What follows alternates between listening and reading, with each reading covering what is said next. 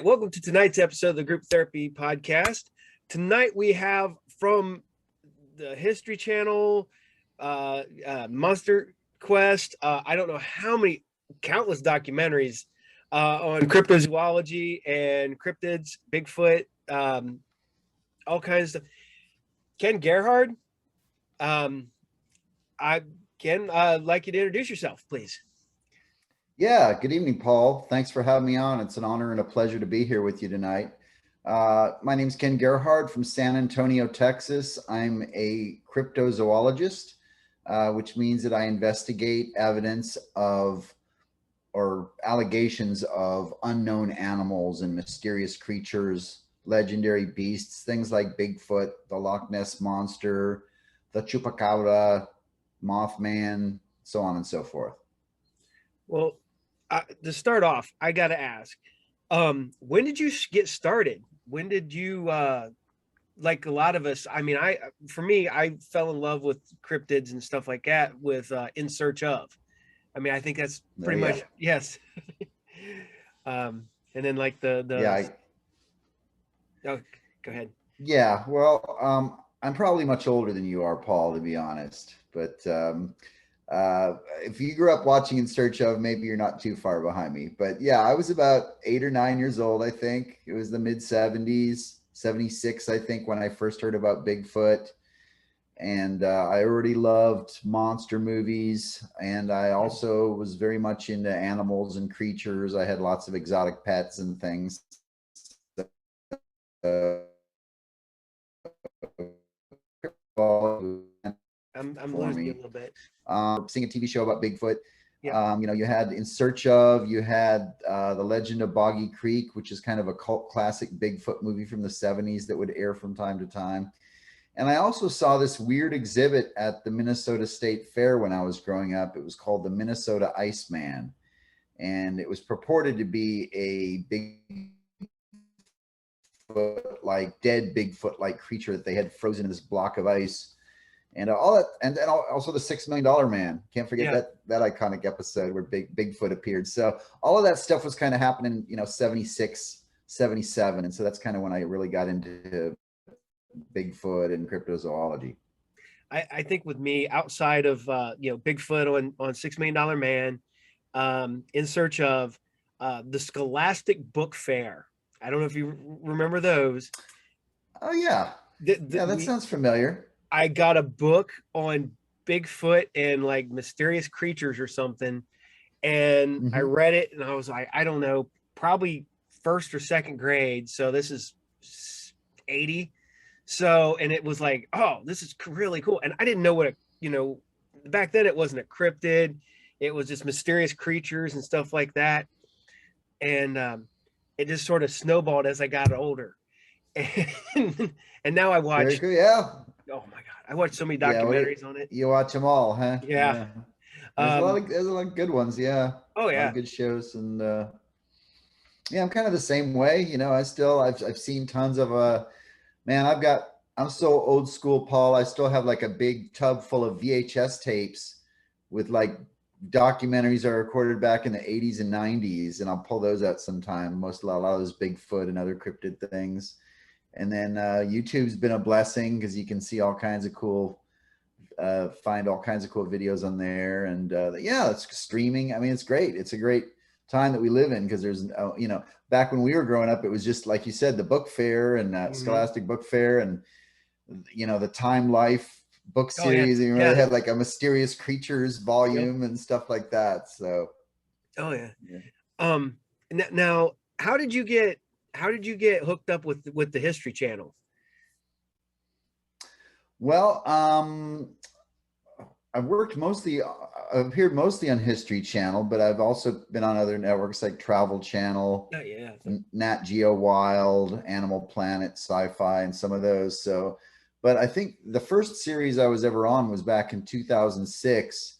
I was on an episode of a show called Legend Hunters, on the Bigfoot episode, and that was Canadian Travel Channel, but then it migrated down to the American Travel Channel. Yeah, I remember. But my first appearance on History Channel would have been my first episode of Monster Quest, which was in 2000, I believe. And that would have been like the called Birdzilla. It dealt with like thunderbirds and like monstrous winged cryptids, which was something I just written a book about back then. So Yeah. I think I actually, you a few years ago donated a book to our convention to help raise money for the food bank that year. oh yeah. And I'm not gonna lie, before we raffled it off, I read it. So and then I'm I sure was like, it was still in pristine condition oh though, yeah, right? I'm like sitting there like, okay, just.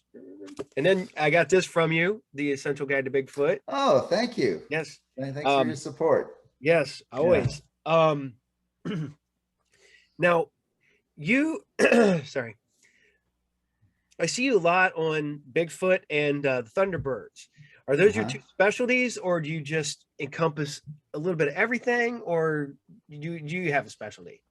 That's a fair question. I guess I get asked that a lot. I consider myself a generalist, so I do investigate all of the cryptids within the field of cryptozoology. I guess I started my first field research in Bigfoot, and that was, well over 2 decades ago. I began going out with other researchers and searching for evidence in Texas, Louisiana, and elsewhere. But I kind of made my name for myself in the field with my Thunderbird research, which started with my first book, Big Bird: Modern Sightings of Flying Monsters. They called it the Big Bird here in Texas. It's kind of a funny Sesame Street ripoff. Yeah. But I wrote that book. That was a book that had needed to be written. No one had really well documented the Texas Thunderbird reports. And so that was in 2006, I believe, 2007. And so that's kind of how I made a name for myself in the field. And I've kind of stuck to that focus in terms of Thunderbirds, very important, Bigfoot, Sasquatch. And then, I've always investigated lake monsters as well. And I finally wrote a book about the Loch Ness Monster and some of those. And then the North American version of the chupacabra, which, there are different versions around the world in Latin America, but the one that's been called the chupacabra here in the United States, which is not really that mysterious anymore. It's just kind of it's a grotesque looking canid or dog Yeah. thing, but it's just still a little bit weird and mysterious. But those are kind of the four I think that I focused on the most, probably. Now you've been, I've seen you on all these shows and stuff. You're around everywhere. I recently, I can't say recently, a couple years back, for my anniversary, went to New Orleans. We drove through the Honey Island swamp area. And I'm like, I had to like look at my wife. I'm like, we need to stop. And she's like, why do we need to stop here? I'm like, I want to see if I can find a monster. And she goes, what? I'm like, the Honey Island swamp monster. And then I had to explain to my wife for like the next 30 miles what the Honey Island swamp monster was. Yeah. So now, do you have a more obscure version of Bigfoot? But yeah, I've investigated that as well. It's a fun one.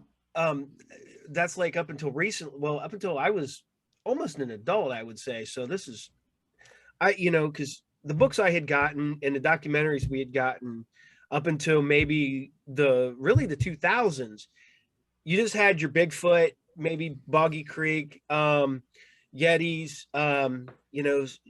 orang pendek, stuff like that. But it wasn't until later we started getting stuff that had been going way back, like the Ohio Grassman, the Honey Island swamp monster, stuff like that. It started really becoming more forefront.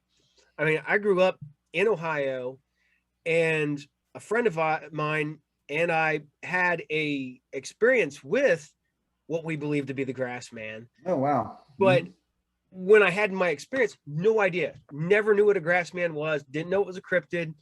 And then it wasn't until later that like another guy I knew was sitting there, goes, oh yeah, he goes, that's the Grassman. I'm like, what's the Grassman? He goes, no, read this. Found another book, read it. It's like, okay, yeah, that explains that. And then I took it to my other friend who had an experience, and it fit almost everything. And it was just one of the ones with the lack of information to a certain point. Now we're inundated with a lot of information. Yeah. We didn't have that information back then. And it's almost the same way with Thunderbirds up here in Ohio. we're starting to get abnormally large birds that I've seen. I've seen one that I just cannot identify. I seen it. I thought it was a Halloween decoration. It was so big. It was driving to work one day, driving down the interstate. I see what's the remnants of a billboard, and sitting on the top of the end post is a large bird. And I thought, well, man, somebody went all out because there's a house not far from there. I was like, man, they put a big fake bird up there. And I'm driving, and then all of a sudden I see the head go, and it kind of does one of these numbers. It spreads its wings out, kind of does that, and then shit sits back down. And I'm like fumbling for my phone while I'm driving down the interstate, and I can't see it by the time I get up on it. And from now on, anytime I drive through that area, I always make sure I have my phone camera on because I want to get a picture of it. But this thing had to been, I'm guessing the body was at least 5 foot tall. And I didn't see the full wingspan because all it did, like, how birds will kind of shake a little bit and then go back. Yeah. So this thing was massive, and I've never seen a bird that big. But we've seen a large amount of extremely large crows in this area. And I talked to a guy a few years back, and he was telling me that they believe why we're getting these abnormally large birds in this area is all the hormones we're feeding chickens and in corn to make it bigger. And his theory makes sound, but I was like, but there's still got to be an abnormally large bird to be able to breed more abnormally large. But I had never even heard. Well, you got a lot of things. Yeah. I mean, I never even heard of the Thunderbird this far north. I read about them being in the Southwest, Texas, Arizona, up in the Oklahoma and stuff like that. But I never knew that they came this far north. So, yeah. Sorry. But it's okay. You kind of froze up on me. Yeah, it froze up on me too a little bit. So. But now, do you think that we are getting actual Thunderbirds this far north, or is it just, we're just getting abnormally large birds? Oh yeah. Well, first of all, I mean, there's a tradition of Thunderbird reports in north central Pennsylvania. I just got back from there a few weeks ago, and that's one of the real hot spots up there in the Susquehannock National Forest, Rural National Forest, and that spills over a little bit into Ohio and West Virginia and other surrounding states, Kentucky. So yeah, there is a long tradition of Thunderbird reports going back, at least over a century in that region. So that doesn't surprise me. The other thing you mentioned, you have to acknowledge, and Paul, I look at all of these mysteries from a zoological perspective. So yes, surely there are examples of known species of birds that grow to exceptional sizes. You have, a lot of that is genetics. You might have a rare freak mutation like gigantism, where one particular crow is, for whatever reason, 30% longer and bigger than all the other crows around. Or you could have a situation, as you're implying, where you have other stimuli and factors that create genetic shifts and things where you might have, gigantism in more of a group, in a particular region. And that's because those populations are usually isolated. It's called, insular evolution. So, yeah, I mean, I've certainly, I remember I think I first met you when you got in touch with me to share your Thunderbird report, which I appreciate. Yeah. So. And yeah, the size estimate you described falls within the range of, I've documented well over 100 personally, but well over 100 Thunderbird accounts, and the average wingspan estimated, and keep in mind, it's hard to estimate, as you kind of mentioned, you don't always get a good idea or a sense of how big the wingspan is, particularly if they're flying up in the air. People have a tough time judging how big things are. But I'd say about 14 or 15 feet is the average estimated wingspan on these alleged monster birds. and a height, as you mentioned, maybe 5 feet, 4 to 5 feet height, which is, that's still much larger than like a golden eagle or a bald eagle or a condor or some of the largest predatory birds that we have in North America. So it's a real mystery what you and others are seeing. Yeah. Now, you've traveled all over. What's been your favorite expedition to go on to research? Oh gosh, I think people have asked me that before. It's hard to choose because I've enjoyed them all. But I had a really good expedition that I organized down to Central America back in 2004, specifically to the country of Belize, which is nestled just below Mexico there. And there have been accounts there and traditions of 2 types of Bigfoot-like creatures coming out of the jungle and the mountains there. One is called the Sisamito, which is like a Sasquatch, basically 6, 7 feet tall, walks upright, looks like a gorilla, kind of lives in the mountains. It has a loud, scary call, these big human-like footprints. So it sounds like a Sasquatch. And then the other one is called the El Duende, which means the goblin in Spanish. And it's described as, it's kind of viewed in folklore as more like a kind of a gnome or like a mischievous kind of like troll or something. But some accounts have described these little hairy men, hair-covered men that live in the edge of the Maya Mountains, and only about 3 to 5 feet tall, with really old, ancient-looking features and things like that. So, could be a different species or something else. So, anyways, but we had a good expedition down there, and didn't find any conclusive evidence, but I found some interesting little footprints, human-like footprints with pointy heel. And it was just a good learning experience, and I just got to really enjoy some amazing habitat. I was in the Chicabol jungle, also in the Pine Ridge Mountains of the Maya Mountains, and also the Coxcomb Jaguar Sanctuary, and those were all really amazing places to visit. Very pristine wilderness. Alaska was great too, though. I loved working in Alaska. See, that would be the worst part. You're out searching for cryptids and Bigfoot, Yeti, whatever.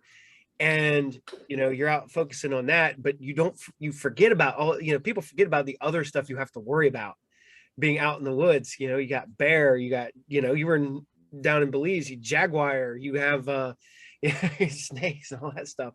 Yeah. Fertile ant snakes down in Belize are pretty deadly. Those are the venomous snakes. Yeah, you're right. There's a lot of those. In Alaska, we were worried about bears and mountain lions and different things. But what I like to point out to people is that really the most deadly animals that you find in the wilderness are the smallest things. Mosquitoes and ticks and bacteria and little teeny things that you don't notice right away. And they basically, inject you with something that lends to a quick demise. So a lot of I've had colleagues that have investigated in some pretty tough habitat in places like the Congo in Africa, Papua New Guinea, the Amazon, and they get these terrible infections and things, and it's so. I mean, it can be very treacherous doing these expeditions sometimes. Now, all right, when it comes to the the Bigfoot, the Yeti, like I said, we go down the list of our ranking. We always have the people go, oh, you're seeing bear, you're seeing this, you're seeing that. I'm on the thing is that, okay, maybe you are seeing bear, but when you get down to it, maybe 9 out of 10 times you are seeing a bear that you think is Bigfoot, but that's at one time that you're actually witnessing something that, is amazing. And with, what's the, I don't know, I don't know how to put this here. When it comes to, your large primates and stuff like that, I'm one of the people that I don't believe they're magical. I don't believe they're a mystical dimension hopping being. I think they're just abnormally smart. They are not far removed from humans, and that, you know, they see us and smell us long before we ever get even remotely close to them. So when we Mhm. do see them, it's completely by accident. Um, you know, I don't know, you know, where you stand on a lot of stuff, because I've researched some of your stuff and whatnot. Um, I've actually researched a lot of it just by, like I said, watching all the documentaries. Um, Now, where do you stand on? Do you think that Bigfoot Yeti is no different than the difference between a gorilla, an orangutan, you know, a bonobo, and stuff like that when it comes to each of those? Or do you think they're actually just kind of slightly different versions of the same creature? Yeah, that's a good question. It's actually, that's a complex or many questions. This Sorry. is I'll try to summarize this as best as possible. But as I write in my book, The Essential Guide to Bigfoot, you know, the most, you know, and again, I look at these things in terms of what is the most rational explanation based on the evidence and the data that we've been presented. Mm-hmm. If Bigfoot exists, and I'm only 90% convinced they exist because I've never seen one, but that's, I've heard vocalizations and experienced other things. I've seen evidence. So 90% is where I'm at. So if they exist, they must surely have adaptations that are geared towards avoiding us. That's the only reason that we haven't been able to find them. So it kind of reinforces what you're saying. We often refer to them as the ninjas of the forest. They're really good at hiding from us, staying very still, peeking out. They can hear us, they can smell us, they can see us. They move around at night, so they're very stealth, and that's really the only way you could explain how a species like that could avoid being found up to this point. Now, as far as what they are, based on the physical descriptions, they obviously are hominids, Yeah. or hominins, which basically means a greater ape. They're bipedal, primarily bipedal. They may go down on fours on some, you know, on some occasions, but they seem to be mostly have a locomotor system like us. So they look very human-like when they swing their arms and walk.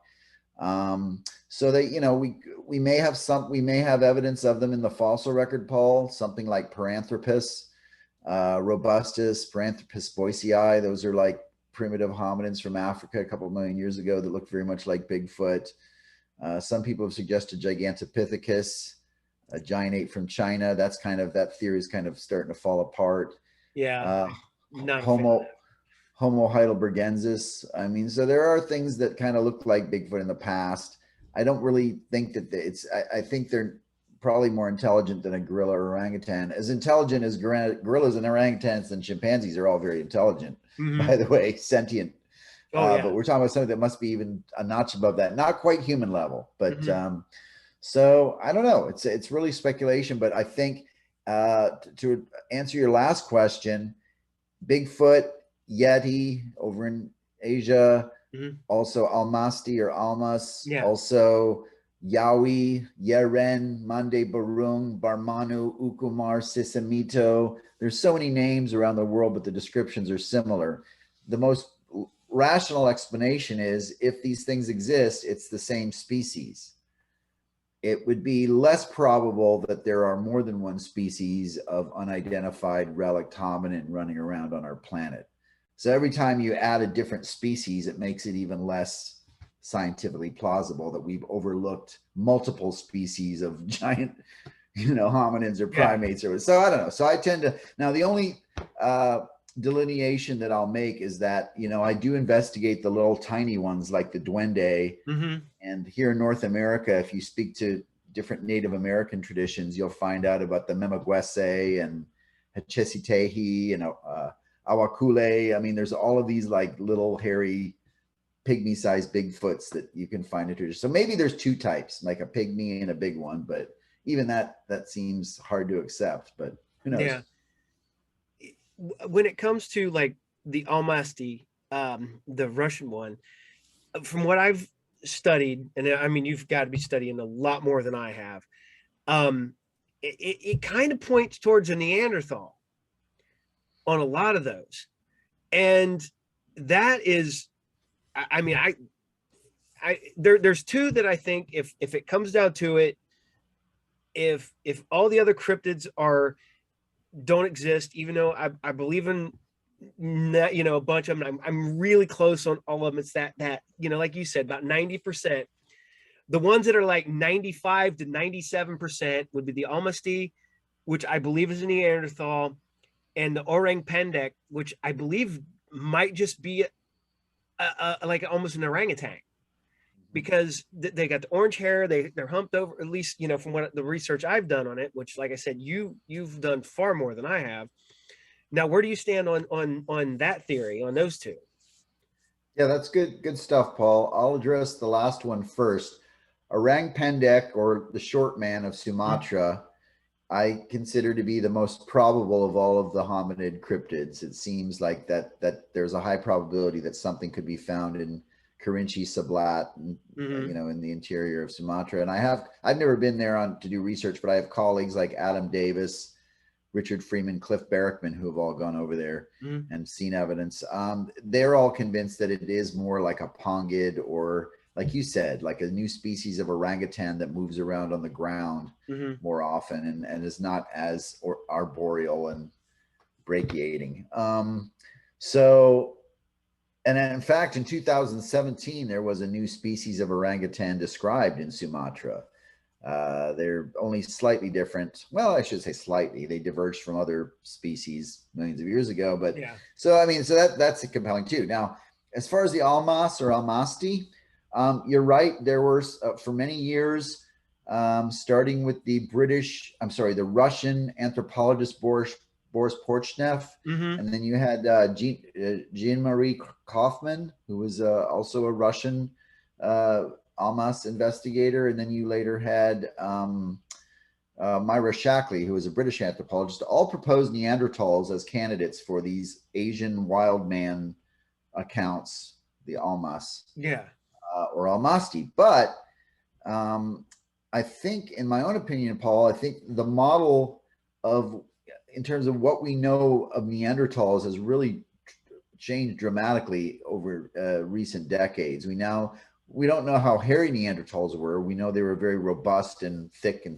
set compared to us.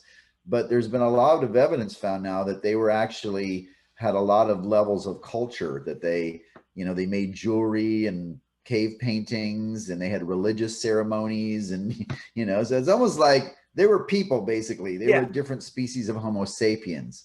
They don't really fit because the Almas, I know they've said in Asia that they will, like, sometimes they might have a primitive language, or that they'll trade things with the local villagers, like animal skins and things. So you could almost go there, but there's no evidence of fire use.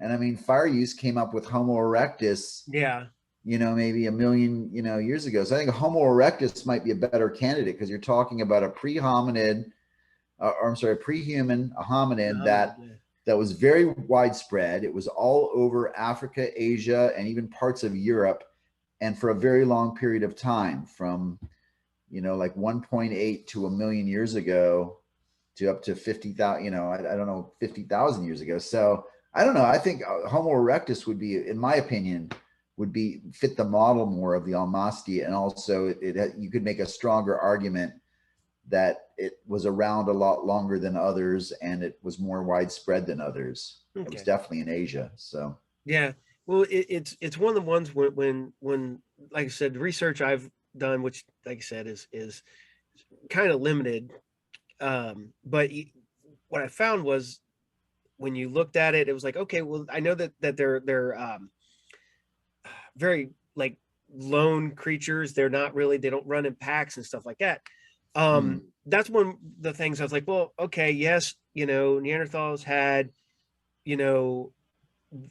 fire, they had culture and whatnot like that. But I was thinking, okay, well, maybe if you remove just a few single ones where it's like less than a tribe, and less than a that you just have like one or two living on the very edges of where they know that they can get food and stuff like that.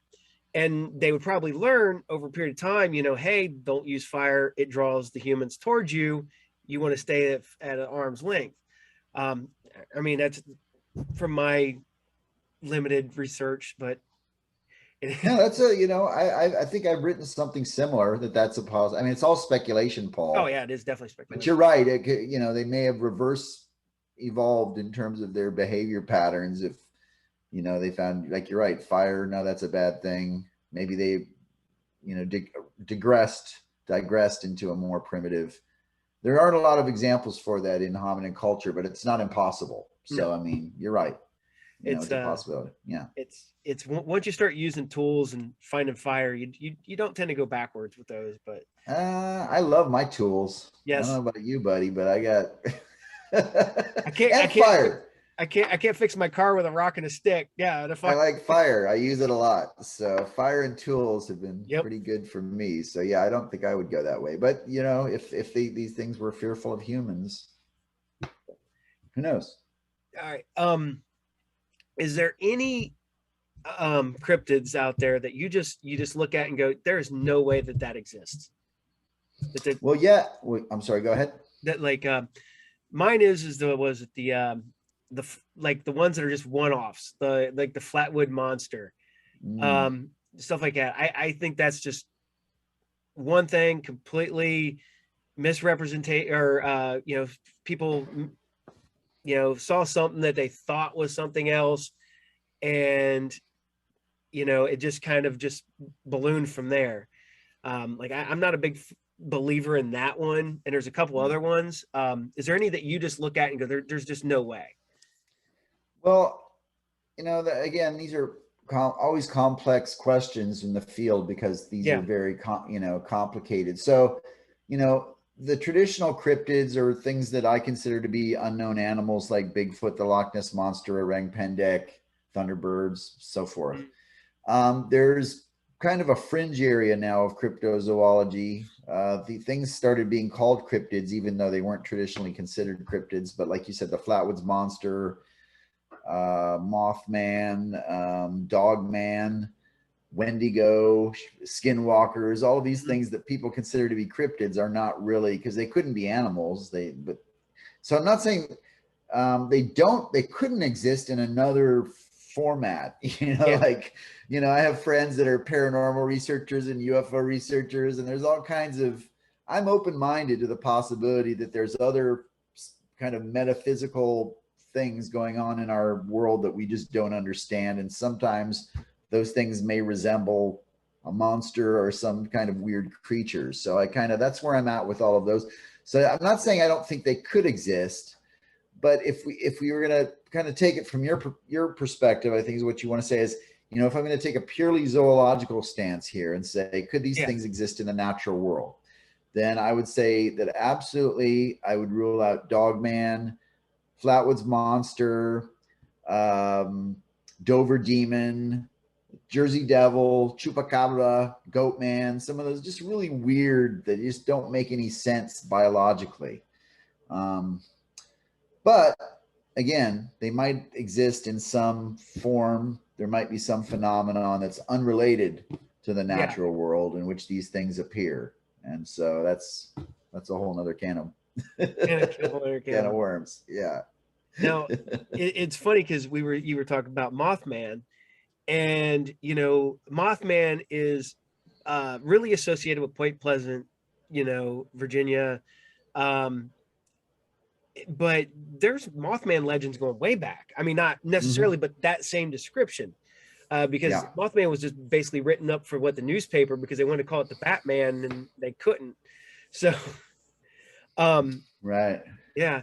Yeah. Now, Going back to the ancient Sumerians, I think is the first tradition of the Apkallu, which are Mothman type demigods, winged humanoid creatures. And so now we're talking like a few thousand years ago. So, yeah, yeah. A lot of people go, "Well, Mothman's just a one-off." I'm like, no, he's not. I mean, there's people still spot Mothman in, I want to say relatively recently in Chicago, near yeah, Chicago. Yeah, there are accounts coming out of Chicago, or have been for a few years now.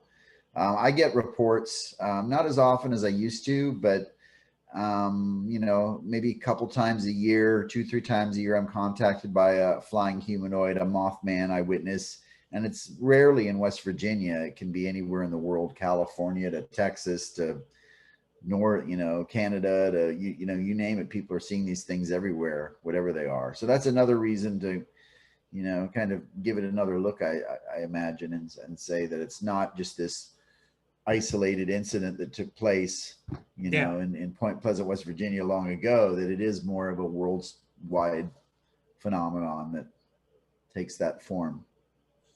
Now, when it comes to cryptids and stuff like that, and you, like I said, I contacted you a few years back and was talking to you about my Thunderbird experience.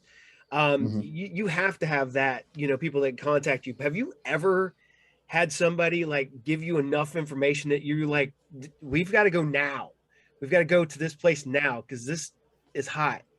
Or I mean, honestly, not, Paul, because I speak to a lot of people that seem very sincere and think that they've seen these things. I'm not questioning their integrity or their experience, but well, first of all, as a self-employed cryptozoologist, I have fairly limited resources in terms of, I'm not just like an eccentric millionaire that's living here in my mansion that wants to flit around the world on a moment's notice. I wish I could do that, but it costs money and takes time and planning to do one of these things. So the best I can do is if someone has some really compelling evidence, something that's maybe a notch above just a sighting, like a photograph or a hair sample or vocalization recordings or something that's maybe, or if there's multiple witnesses, then I might plan something for the immediate future to do an on-site investigation,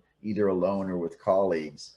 But it's gotten to the point now where, and I know, again, people are well-intentioned, and anyone that reaches out to me that has an experience to share, I'm always very happy to listen and interested to hear it. But I don't have, I'm juggling so many different things and projects that I don't have time to necessarily, I have some people that give me an ultimatum, like, I've got a story for you, call me right now, and I'm like, no, I'm not going to call you up just because someone says, call me, I've got something to tell you. So I typically now have a thing where I ask people to just, please put together like a brief written summary of what you saw. I won't share it. I won't tell anyone else. I'm not going to put it out there. It's just so I know what I'm dealing with on the front end. And even if it's, something that has to do with what I do, because some people have experiences with things that are, man, I'm like, that's not cryptozoology. It's really interesting and weird and crazy and far out. I might know someone else that would investigate this, but I'm not going to do an investigation because somebody saw like a half bat, half human in their bedroom, which I've gotten those stories. I was like, I'm not going to stake out your bedroom for a half man, half bat. It's, just not what I'm up to at the moment. Yeah. Like I said, you're on, because I'm a fan of Amazon Prime, Tubi, and Plex, because those are where I go to watch documentaries on Bigfoot and the Yeti and whatnot like that. Like I said, you've been on, I found another one that I did not know you were on. Like I said, it was our last night or night before last. Just how many documentaries have you been in now? Do you have any like estimation? Yeah, you know what? I think I did count it recently because I was checking I have a thing online called an IMDb profile, which you have to have if you're on television or whatever. But I think I've appeared on about 60 different episodes of 20 series, 20 TV series, 60 episodes total, something like that. Now, have you ever thought about just pitching somebody to host your own show? Oh yeah. Yeah. I've been trying to do that for years. It's very, very difficult. Yeah. You just wonder you can pitch all you want, but ultimately you have to convince the History Channel or another network that they're going to invest millions of dollars into that. Yeah. And they obviously like me because they have me on different shows. I almost got a series on Animal Planet back in 2010. I was very close.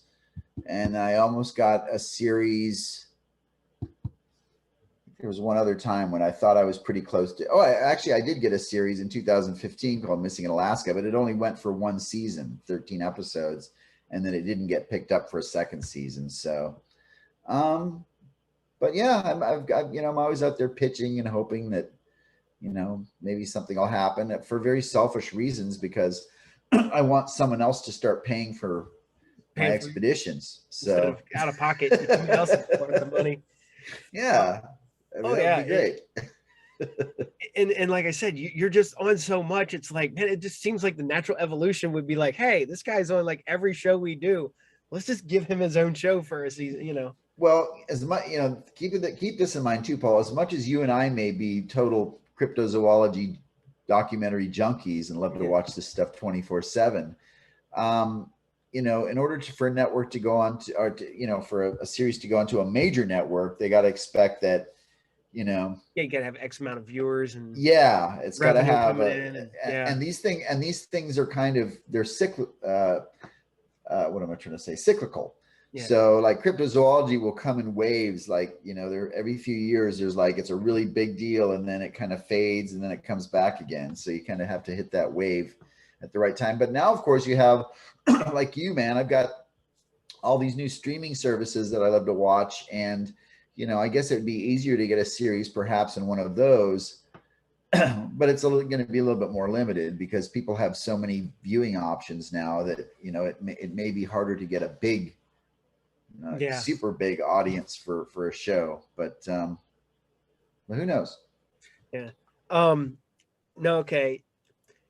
Going back to when you were a kid, what was just your favorite cryptid?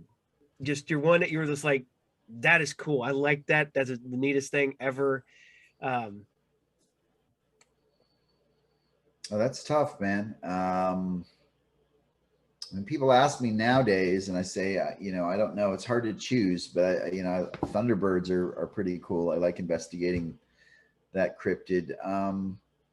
When I was a kid, it probably was more about Bigfoot, particularly at first, because like I said, I had seen this Minnesota Iceman thing, and there were a lot of Bigfoot shows on TV and stuff. And,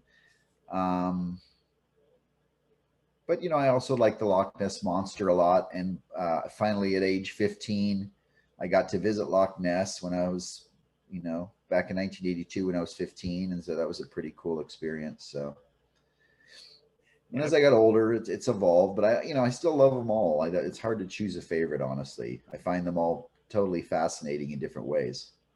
I've always been a sucker for the Bigfoot, Sasquatch. Going back to, I am a sucker for the Sasquatch horror movies. Oh yeah. I have, between VHS, DVDs, and Blu-rays, I got a big old stack of them. I've got like the Boggy Creek movies, and all that stuff. And one of my favorite comic books of all time is Alpha Flight. So I love Sasquatch from Alpha Flight. Alpha Flight. That was a good one. Canadian superheroes, eh? Yep. Gotta have Sasquatch. Before we move on from this, I just want to mention that for any of your listeners that are close enough, there is actually going to be a Texas Bigfoot Film Festival this year in December in Marshall, Texas. And they're going to be showing Legend of Boggy Creek and one of the classic 50s Abominable Snowman movie. I can't remember which one, maybe Abominable Snowman of the Himalayas. Yeah. Creature from Black Lake. And Exists. Okay. And there are going to be a number of speakers there talking about each movie, including Lyle Blackburn, Lauren Coleman, Dave Coleman, Sean Whitley, and others. So yeah, if anyone just loves Bigfoot movies, there's actually now an event in Texas next month where people can come and watch a whole bunch of Bigfoot movies and hear people talk about them. So it's funny because now I have two friends working on they did two different Sasquatch, Bigfoot related projects. My friend did the Boggy Creek TV series that was on Amazon. One of my other friends was actually the Boggy Creek monster. Oh, cool. And then I have other friends that did they did movie, and then when that went, they still had the costume and stuff, so they did episodes of a series after that. Oh, nice. It's kind of funny because I got people in both the people making movies about creatures, and then I've got friends that are just totally fascinated by cryptozoology and the whatnot. Um, okay, I don't know if this is going to be a sore subject or anything like this. David Paulides with the missing 411, what the implications that is a Bigfoot Sasquatch type creature. Where do you stand on that? So as far as the missing persons cases, which I guess is the crux of what the 411 is all about, I'm not, I'd rather not put forward an opinion on those because I haven't, honestly, that's not what I investigate. I mean, I did host a series called Missing in Alaska that had a premise somewhat based on that, but it was very limited in terms of my experience actually investigating missing persons cases. So I really am not in a position to challenge anybody's claims or allegations or anything that people write about that. Now, Paulides has obviously written a couple of Bigfoot books prior to the 411 books, the Hooper Project and Tribal Bigfoot, which to some extent people have, found them useful in terms of some of the eyewitness accounts and things like that. Now, here's the thing. To my understanding, Paulides has never explicitly said Bigfoot is responsible for these missing people, that it's, more of a thing that people are, a conclusion that people can draw for themselves, once they read these stories. And in my interactions with Paulides, he's also told me that he doesn't like to be painted into a corner. So he doesn't like to necessarily put out a definitive, so I don't know. I can't speak to those motivations.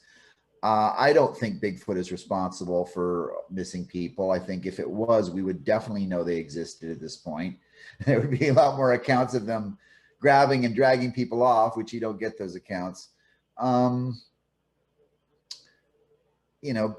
again, with all due respect to David Paulides, I mean, those two books, may have some value, but he really, as far as I know, he has not put nearly as much time into Bigfoot and Sasquatch research as many other researchers I know. He only worked on that for a few years, and then he kind of moved on to the missing persons cases.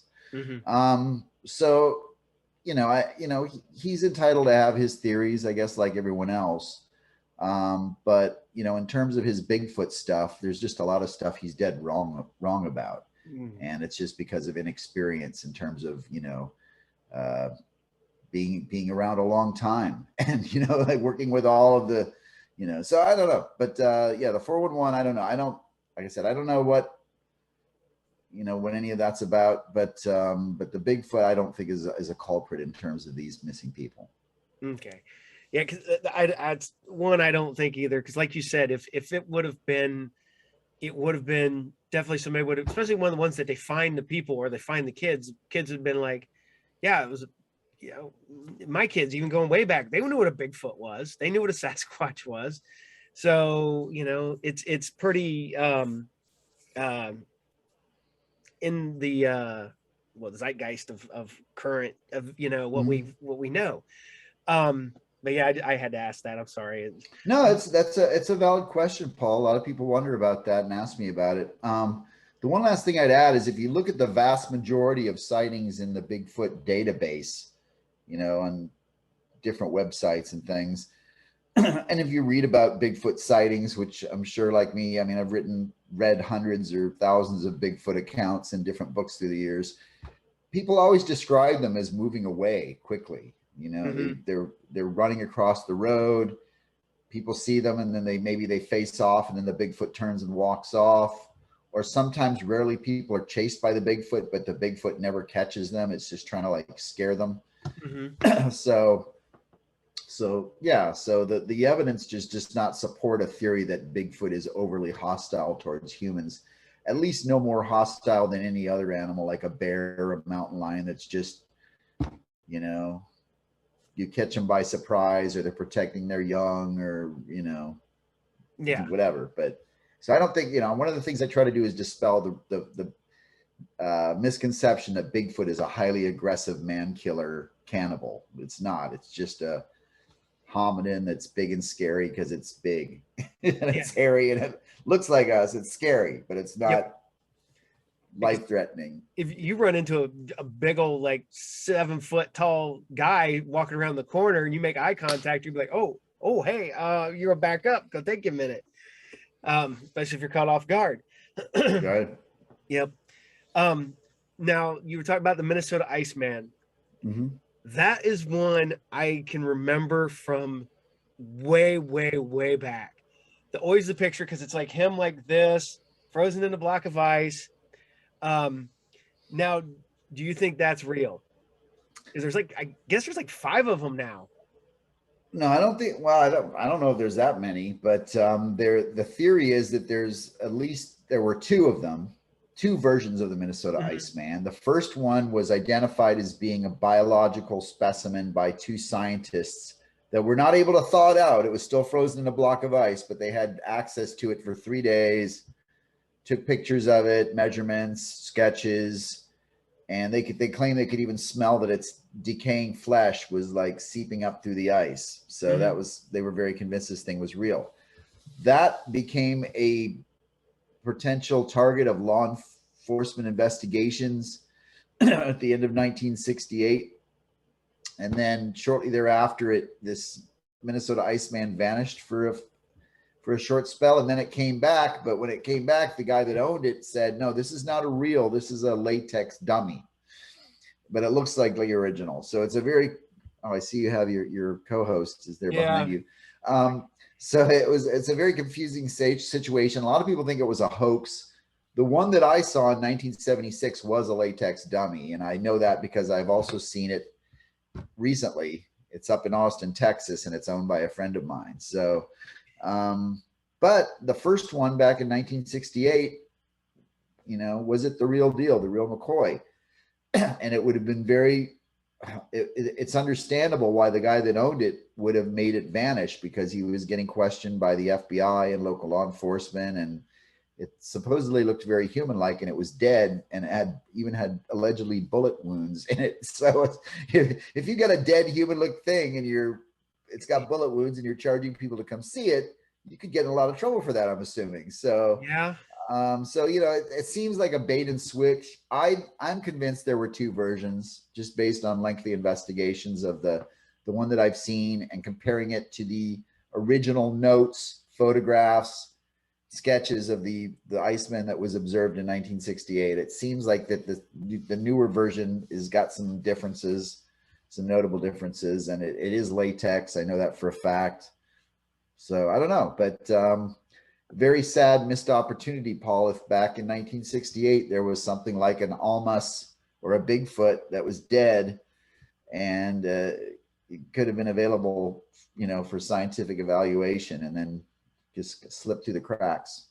Yeah, that would have been horrible, because it would have been, all it would take was one guy taking that in, everything getting ran on all the tests, and like, yep, it's conclusive, it exists. Yeah, this is the one, we found one, here it is. Because I know a lot of places have made it so that they're protected species. Along with your lake monsters and all this stuff like that. And a lot of people are like, oh, that's like, but you've got to, because if not, you're still going to have people out there trying to shoot them, trying to, because you're always going to have that one guy who wants to be the first one to bring one in, unfortunately. So and then if you get, you're going to go to prison for it, but you can bring it in,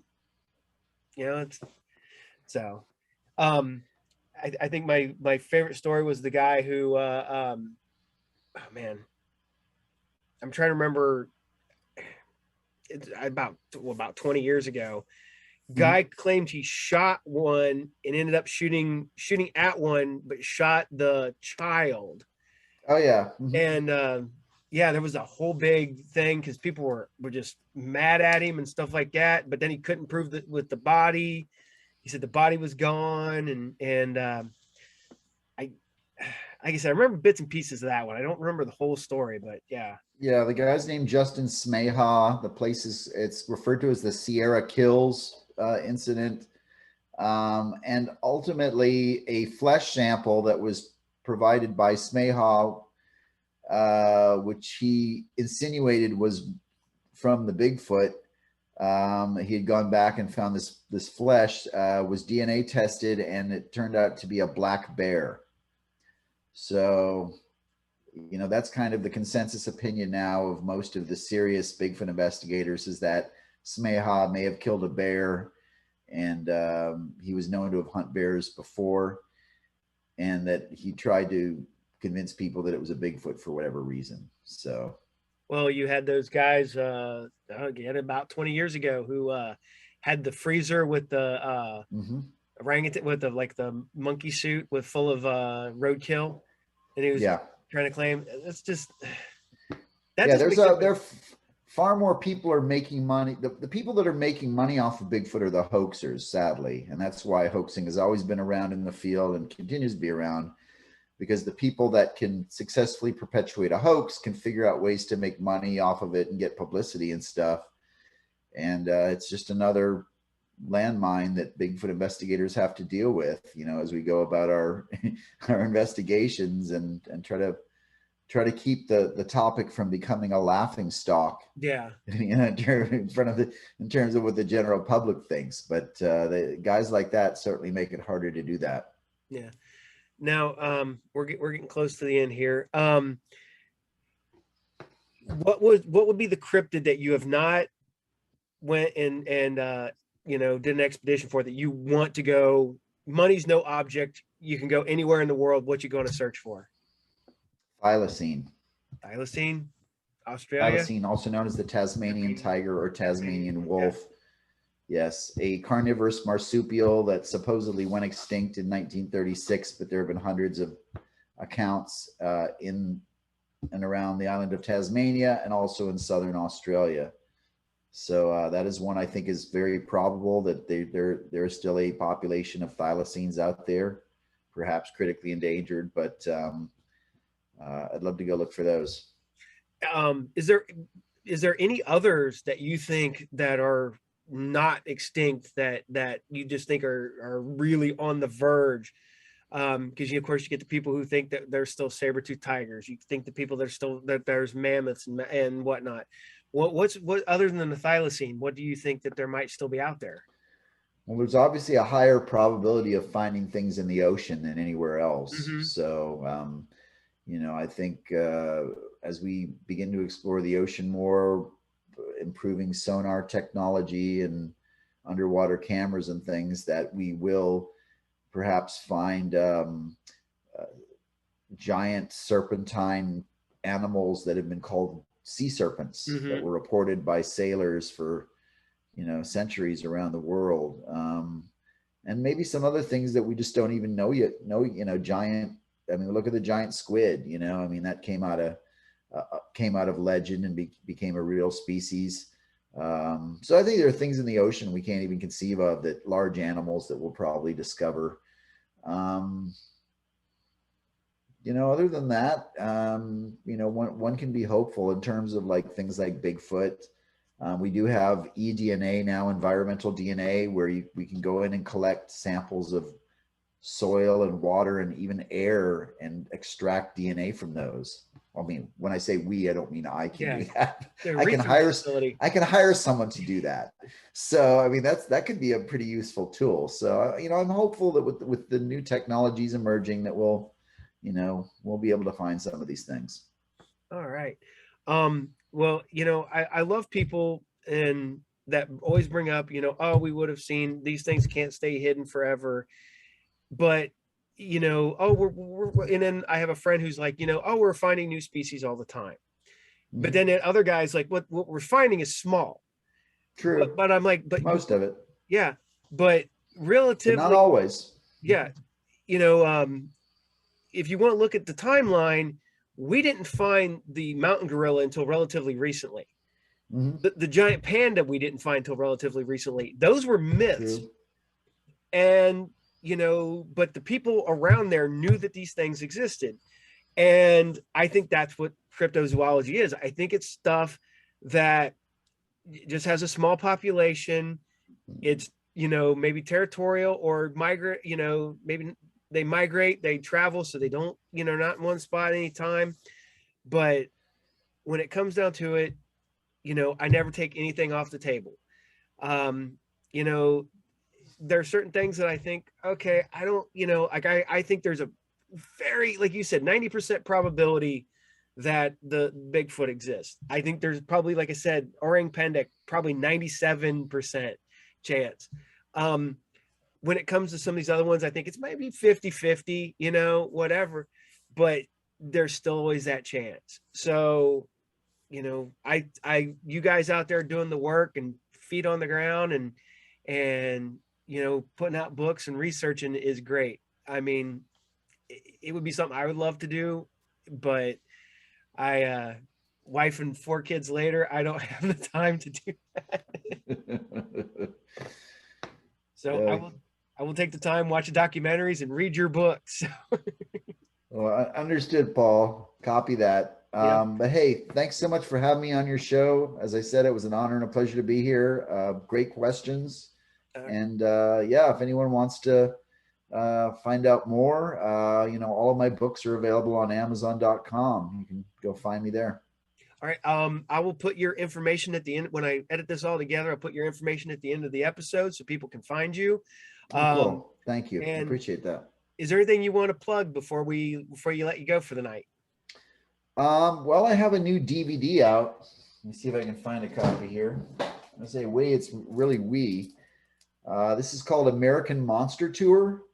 It's 2 episodes featuring my colleague Lyle Blackburn and myself. We often get confused for each other because we have similar hats. Yep. But we team up and we go around the country. We're both musicians, and so it's like a tour. We're touring, but we're looking for monsters. And we got 2 episodes on this new DVD, which is available, not on Amazon yet, but people can reach out to myself or Lyle Blackburn if they'd like to get a copy of our 2-episode DVD. Cool. What's the name of your band? Is it American Monsters? Oh God, no. No, I was in several bands through the years, but I guess one that was well known was called Bamboo Crisis, which was kind of an industrial band that we were fairly underground. But I haven't really done that in years, so okay. I still like to tour, but without the gigs. Without the gig, you don't play music no more. I'd like to tour, but all right. Well, like I said, I thank you so much for being on here. I do appreciate it, and I'm going to hopefully finish this book up here in the next day or so. But I'm a comic book nerd, if you can't tell, so I read a ton of comic books and a ton of books. So, but yet again, thank you very much. And like I said, you guys can catch Ken on about any documentary ever about cryptids, and famously on Monster Quest and on the Travel Channel. So I thank you again, sir, and you have a good night and take care. Thank you, Paul. Thanks to everyone who listened in. Have a good night. You too. Bye. Bye. All right. Thank you for watching tonight's episode or today's episode, whenever you're watching this show. Thank you again to Ken. You can find Ken, like I said, he's well known for being on History Channel, on Monster Quest, the Travel Channel, documentaries on Amazon Prime, Tubi, and Plex. I will post some more of his information here at the end of the episode. So I will see you guys on the next episode of hold on one second. As always, the Group Therapy TV podcast, is brought to you by RU Game, the best comic book collectible all around geek shop in Pickle, Ohio, located at 124 North Sunset Drive, Pickle, Ohio, 45356. And you can also watch me on Saturday mornings on my other show, Saturday Morning Serials, where I bring you the best of cartoons from the 70s, 80s, and 90s, along with PSAs, commercials, and all that fun stuff. So I say good night to you all, and I will see you next time on the Group Therapy Podcast. Later. Bye.